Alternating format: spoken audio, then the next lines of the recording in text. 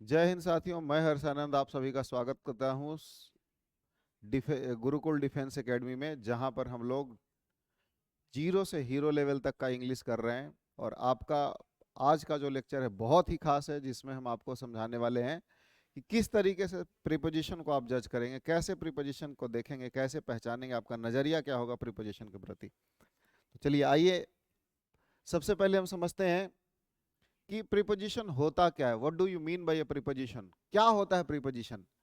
पहले मैं समझाता हूँ what is preposition and how to identify. ठीक है, क्या होता है बेसिकली, समझना ध्यान से। बेसिकली क्या होता है, अगर किसी सेंटेंस में नाउन या प्रोनाउन को या एडजेक्टिव को, किसी भी चीज को, दो वर्ड को अगर हम इस्तेमाल करते हैं तो जोड़ने का जरूरत पड़ेगा।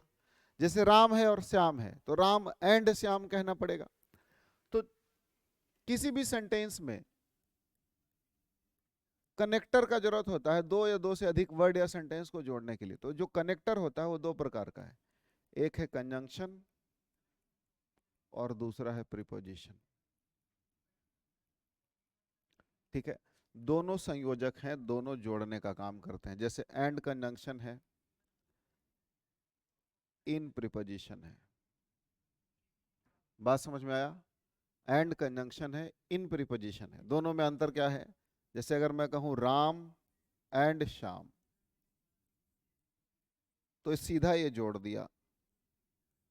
राम इज सिटिंग एक सेंटेंस है, इन हिज रूम। अब समझना, यहां एंड भी जोड़ रहा है, यहां इन भी जोड़ रहा है, दोनों में कोई दिक्कत नहीं है। लेकिन ये सिर्फ जोड़ता है राम और श्याम बस। और ये क्या कर रहा है कि ये बताता है कि राम का किस तरीके का संबंध है इस कमरे से। तो कैसा संबंध है, राम और रूम को जोड़ भी रहा है और ये भी बता रहा है कि राम कमरे में बैठा है। तो प्रीपोजिशन जोड़ने के अलावा उसको रिलेट भी करता है। यही दोनों में फर्क है। तो आप समझ पाए प्रीपोजिशन क्या होता है, टाइप ऑफ कनेक्टर होता है। या फिर लॉजिकल डिफिनेशन पे जाएंगे तो वर्ड और a group of word that is used before a noun और pronoun to add its relation to the remaining sentence, या टू कनेक्ट द नाउन और प्रोनाउन विथ रिमेनिंग सेंटेंस। ये आपका लॉजिकल किताबी डिफिनेशन हुआ। जो समझने वाला डिफिनेशन है वो यही है कि क्या प्रीपोजिशन क्या होता है, वैसा शब्द या शब्द का समूह है जो कनेक्टर होता है, जोड़ने का काम करता है, साथ साथ रिलेशन बताता है किस तरीके से जुड़ा हुआ है। ठीक है, तो अब हम समझ पाए कि प्रीपोजिशन क्या होता है। अब मामला क्या है कि इसको कैसे पहचानेंगे। तो बेसिकली पहचानने का तरीका, ये छोटे छोटे वर्ड हैं जो नाउन के पहले लगते हैं। याद रखना कि कभी भी अगर प्रीपोजिशन का यूज होगा, प्रीपोजिशन के बाद हमेशा या तो नाउन आएगा या प्रोनाउन आएगा। तीसरे किसी वर्ड के आने का संभावना है ही नहीं। ध्यान रखना। Is it clear? और वर्ब के अगर आगे लग जाए, वर्ब के अगर पीछे लग जाए तो वर्ब को फ्रेजल वर्ब में बदल देता है। जैसे लुक के साथ एट लग जाए तो मीनिंग अलग, लुक के साथ इनटू लग जाए तो मीनिंग अलग, लुक के साथ आफ्टर लग जाए तो मीनिंग अलग। लुक एट माने किसी चीज को देखना, लुक इनटू माने जांच पड़ताल करना, लुक आफ्टर माने किसी का देखभाल करना, केयर कर। तो प्रीपोजिशन का एक खतरनाक तरीका ये है। समझ पाए होंगे उम्मीद करता हूं। तो आइए आगे बढ़ते हैं। प्रीपोजिशन ऑफ प्लेस, पहला हम कैसे पहचानेंगे कि, तो प्रीपोजिशन को हमने कैटेगरीज में बांटा है। क्या कैटेगरी? पहला कैटेगरी हमने रखा है कि वैसे प्रीपोजिशन जो प्लेस दर्शाते हैं। और प्लेस वाले प्रीपोजिशन को पहचानने का तरीका क्या है? वेयर। जैसे I am going to Delhi, जैसे समझिए I am going to Delhi, तो आई एम गोइंग वेयर, मैं कहाँ जा रहा हूँ? तो दिल्ली जा रहा हूँ। तो जो टू प्रीपोजिशन है प्लेस का प्रीपोजिशन है। टू क्या है? प्लेस का दर्शा रहा है, दिल्ली को जा रहा हूँ। समझ में आया? इसमें और कौन कौन है? इन है, ऑन है, एट है, अंडर, बिलो है, ओवर, अबव है। ये सब जगह प्लेस दर्शाते हैं। किसी नाउन प्रोनाउन का क्या दर्शाते हैं मेरे भाई? प्लेस दर्शाते हैं। फिर से बोलिए, क्या दर्शाते हैं? प्लेस दर्शाते हैं। प्रीपोजिशन ऑफ प्लेस इसलिए बोलते हैं इनको। ठीक है, एग्जाम्पल्स दे रखा है, आप इसको पढ़ सकते हैं। अंडर बिलो का use, under the bed, below the surface level, over above का यूज दे रखा है एग्जाम्पल के रूप में। तो आप जब डिटेल में कोई भी कहीं भी पढ़ेंगे, मैं ये नहीं कह रहा हूँ मेरे से ही पढ़ेंगे, कहीं भी पढ़ेंगे तो चीज़ें आपको स्पष्ट रूप से समझ में आएगी कि टीचर क्या पढ़ा रहे हैं आपको। समझ में आया? तो पहले बेसिक चीज़ें जानने का जरूरत इसीलिए होता है कि आगे आपको दिक्कतें ना आए। चलिए, अगला है बिहाइंड है, इन फ्रंट ऑफ है, बिटवीन है, अमंग है, नेक्स्ट टू है, बिसाइड है, नियर बाई है। तो ये सारे को हम क्या बोलेंगे? प्रीपोजिशन ऑफ प्लेस में रखे हैं। ठीक है, क्या है? प्रीपोजिशन ऑफ प्लेस में रखे हैं। बाई और भी कई एक चीज़ों में इस्तेमाल होगा, जैसे by the river, by the seaside, ऐसे कहेंगे तो प्रीपोजिशन, इसको प्रीपोजिशन ऑफ प्लेस में रखेंगे। Is it clear? कोई दिक्कत नहीं। इसके अलावा हेयर है, देयर है, इसके अलावा और क्या है? हेयर है, देयर है, अप है, डाउन है, ये सब प्रीपोजिशन ऑफ प्लेस में ही है। अप डाउन नहीं लिखा था यहाँ, प्रीपोजिशन ऑफ प्लेस में है। उम्मीद करता हूँ 100% समझ में आया, कोई दिक्कत नहीं। अगले वर्ड पे बढ़िए। नेक्स्ट है prepositions of time. These are used to specify when an action or event has taken place. Time वाला बताता है क्या? ये बताता है कि कब घटना घटा है। जैसे समझिए, he came here on Monday। तो अब कैसे पता चलेगा he came here? कब कब आया है? तो मंडे को आया है, ठीक है ना? मंडे को आया है, तो जहां पर आपको क्या मिले कि when का आंसर मिले और उस वर्ड को जो सेंटेंस से जोड़े, वो प्रीपोजिशन ऑफ टाइम कहलाता है। ये बात समझ में आया? इसमें कौन कौन से प्रीपोजिशन है तो आप देख सकते हैं। एट है, ऑन है, इन है, ये प्लेस में भी आता है प्रीपोजिशन। ऑन है, इन है, फॉर है, ठीक है। सिंस है, बिफोर आफ्टर है, ड्यूरिंग है, अनटिल है, टिल है, बाई है। बाई प्लेस में भी, टाइम में भी आता है, जैसे बाई मंडे, सोमवार तक वो आएगा। समझ में आया? तो ये सारे प्रीपोजिशन, 9 प्रीपोजिशन, मतलब 9 नहीं, ज़्यादा ही है, किसी किसी में 2-2 भी तो लिखे हैं। तो इतने प्रीपोजिशन हमने आपको समझाए प्लेस के बारे में, फिर टाइम के बारे में समझाएं। क्लियर है?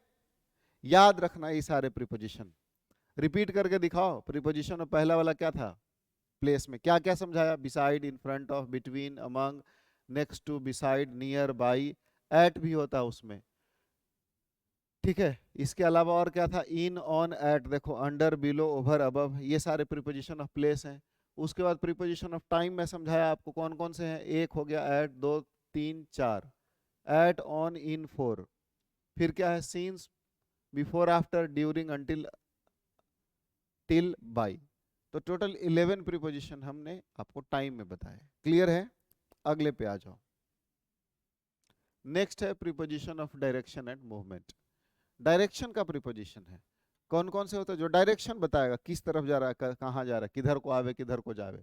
तो टू है, इन टू है, ऑन टू है, अक्रॉस है, टवर्ड्स है, और कौन कौन है? थ्रू है, टवर्ड्स है, फ्रॉम है, अलोंग है, ओवर, अंडर है। ये सारे डायरेक्शन वाले प्रीपोजिशन है, ठीक है। कैसे? तो एग्जाम्पल सबका लिख रखा है। Going to school, walking to work, direction बता रहा है। Entering into a space, onto, moving on, moving to a surface, onto the stage, onto the podium, across, across the river, उस तरफ, through, moving inside the 3 dimensional space, जैसे कोई भी चीज होता है, टनल है तो through the tunnel, the train passed through the tunnel बोलते हैं।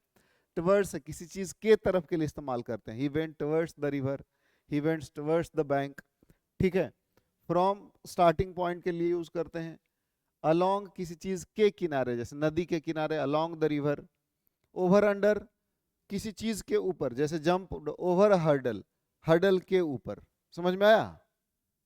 ठीक है। तो ये सारे प्रीपोजिशंस को हम कह सकते हैं preposition of movement, preposition of directions, how, where. अगला है प्रीपोजिशन ऑफ एजेंट और इंस्ट्रूमेंट, हु और व्हाट। एजेंट और इंस्ट्रूमेंट वाले क्या होते हैं? ये कम ही है। जैसे पैसिव वॉइस में बाई राम, बाई मोहन इस्तेमाल करते हैं तो हम इसको बोलते हैं विथ। इंस्ट्रूमेंट वाला है, जैसे किसी भी इंस्ट्रूमेंट का जब आप प्रयोग करते हैं तो हम क्या विथ ही यूज करेंगे। जैसे I am writing with a pen, he shot with a gun, with a stick, you will be punished with a stick, I am cutting with a knife. समझ में आया कि नहीं? तो विथ का use इस सेंस में होता है। अगला है विद का, विद के बाद ऑन। ऑन का भी हम यूज इंस्ट्रूमेंट के, जैसे on the computer, on the phone, he is talking, ठीक है ना, over the phone, on the phone जो इस्तेमाल करते हैं, तो इंस्ट्रूमेंट के लिए हम विद ऑन का यूज करते हैं। बाय का यूज किसी मीडियम के लिए, मतलब पैसिव वॉइस में पर्सन के पहले करते हैं। 3-4 यूज होता है बाई का, ट्रांसपोर्टेशन में भी होता है, ठीक है। चलिए अगला है प्रीपोजिशन ऑफ पर्पस, ओरिजिन और पोजेशन। कुछ प्रीपोजिशन ऐसे भी हैं मेरे भाई जो पर्पस बताते हैं, वो कौन से हैं? तो है ऑफ है, फॉर है, फ्रॉम है, अबाउट है। ये सारे क्या करते हैं? या तो पोजेशन और पर्पस या या पोजेशन बताते हैं। जैसे ऑफ क्या है? पोजेशन दर्शाता है। बुक ऑफ राम, जैसे बुक ऑफ राम, ऑफ वाला में क्या देख लेंगे? Book of Ram, book of Ram, देखो दर्शा रहा है ना, अधिकार दर्शा रहा है। फॉर माने पर्पस होता है, I have bought this book for Ram, किस पर्पस के लिए? तो राम के लिए। फ्रॉम माने ओरिजिन दर्शाता है, जैसे from Patna to Delhi, from Bahadurgarh to Hisar, समझ रहे हैं? तो इस तरीके से फ्रॉम का अबाउट किसी चीज के बारे में दर्शाता है, जैसे about you, I am thinking about you, about the book, we were talking about the book, ठीक है ना, about the city, like something. Is it clear? अगला है शोइंग कॉज, रीजन और पर्पस। अब कॉज, रीजन या पर्पस के लिए भी हम क्या फिर से वापस बिकॉज ऑफ, ये कंपाउंड प्रीपोजिशन में आते हैं। On account of, by means of, in order to, in behalf of या ऑन बिहाफ ऑफ, ये सारे जो प्रीपोजिशन है उसको कंपाउंड प्रीपोजिशन बोलते हैं। सिर्फ आपको एक ओवरलुक लेना है, एक बार बाद में आप इसको चाहे तो एग्जाम्पल्स को पढ़ भी सकते हैं, हमने इसीलिए एग्जाम्पल लिखे हैं। प्रीपोजिशन पहचानने का मैं कला सिखा रहा हूं, और प्रीपोजिशन में फिलहाल कुछ नहीं दिखा रहा। आप ये ध्यान रखना कि इतने प्रीपोजिशन होते हैं, सबके बारे में आपको डिटेल में पढ़ना पड़ेगा, ठीक है ना, डिटेल में भी पढ़ा नहीं रहा। अगला जो प्रीपोजिशन है, जो पोजीशन, डायरेक्शन और प्लेस फिर से दर्शाता है, लेकिन ये कौन? कंपाउंड प्रीपोजिशन है। यहां तक सिंपल प्रीपोजिशन थे, यहां से आपके कंपाउंड प्रीपोजिशन है।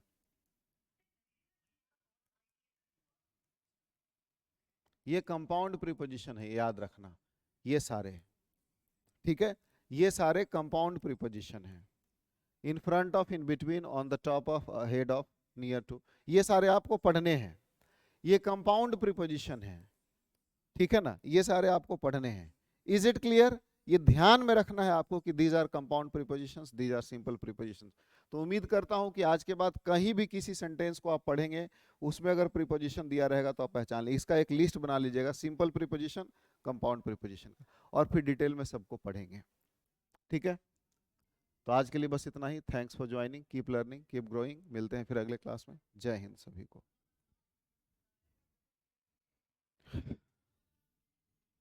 और